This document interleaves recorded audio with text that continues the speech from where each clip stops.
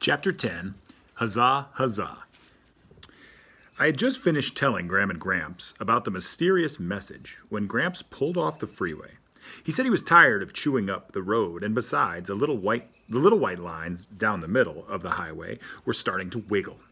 As he drove into Madison, Wisconsin, Graham said, "I feel a little sorry for Mrs. Winterbottom. She doesn't sound very happy."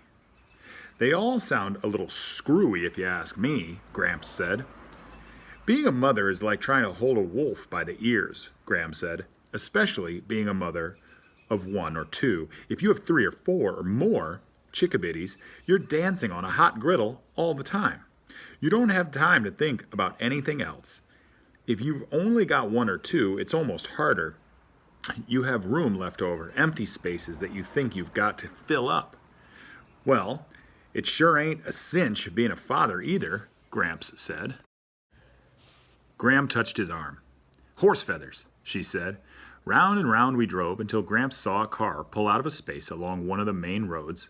Another car saw it too, but Gramps was fast and pulled in. And when the man in the other car waved his fist at Gramps said, "I'm a veteran. See this leg? Shrapnel from German guns. I saved our country." The man stared at Gramps. We did not have the correct change for the parking meter, so Gramps wrote a long note about how he was a visitor from Bybanks, Kentucky, and he was a World War veteran with German shrapnel in his leg, and he kindly appreciated the members of the fair city of Madison allowing him to park in this space, even though he did not have the correct change for the meter. He put this note on the dashboard. "Is it true?" I asked him. "Do you really have German shrapnel in your leg?" Gramps looked up at the sky. "Mighty nice day," he said. The shrapnel was imaginary. Sometimes I am a little slow to figure these things out. My father once said I was as gullible as a fish. I thought he said edible. I thought he meant I was tasty. Graham said, "Where do you think the main action is?"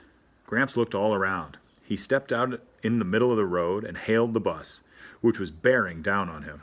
He spoke to the driver for a minute and then waved us all aboard. The city of Madison sprawls between 2 lakes, Lake Mendota and Lake Monona. The dribbling out of these lakes are other smaller lakes. There are about 1 million parks and 1 million bicycles with special policemen and traffic lights just for bicyclists.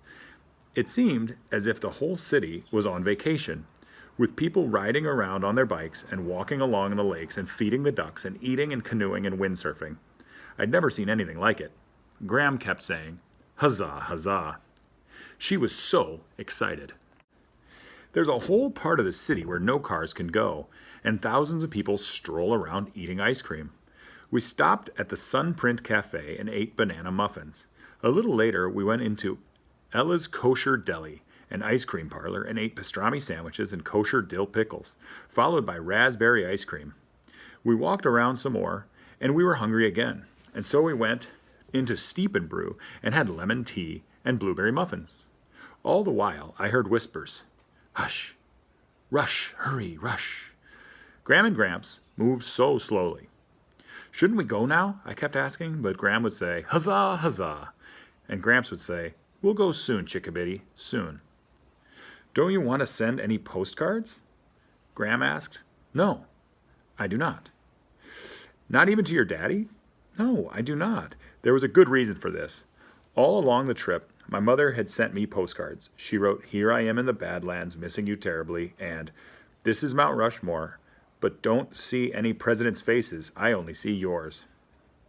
The last postcard arrived 2 days after we found out she wasn't coming back.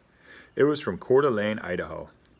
On the front of a picture of this beautiful blue lake surrounded by tall evergreens.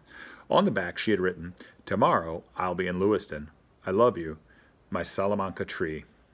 "I sure hate to get back on the road," Gramps said, "but time's a-wastin'." Yes, I thought. Yes, yes, yes.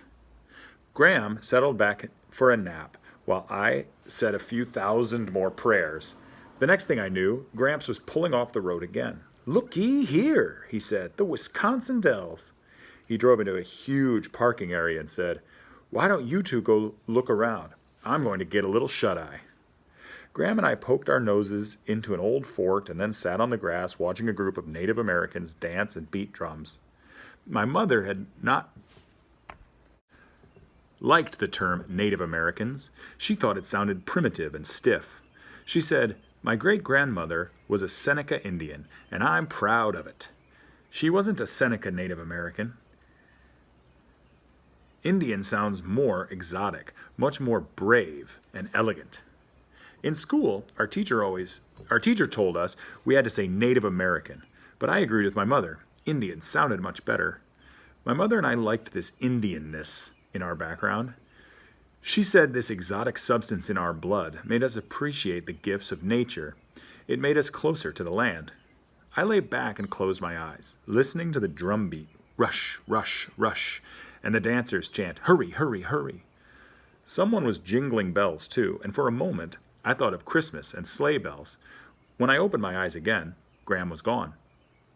I glanced around, trying to remember where we had parked the car. I looked through the crowd, back at the trees, over the concession stand. They've gone, I thought. They've left me. I started pushing through the people. The crowd was clapping, the drums were beating. I was all turned around and could not remember which way we had come. There are 3 signs indicating different parking areas. The drums got louder and louder. I pushed further into the crowd of people, who were now clapping louder, in time with the drums. The Indians had formed 2 circles, one inside the other, and were hopping up and down. The men danced in the outer circle and wore feather headdresses and short leather aprons. On their feet were moccasins, and I thought again about Phoebe's message. Don't judge a man until you've walked 2 moons in his moccasins.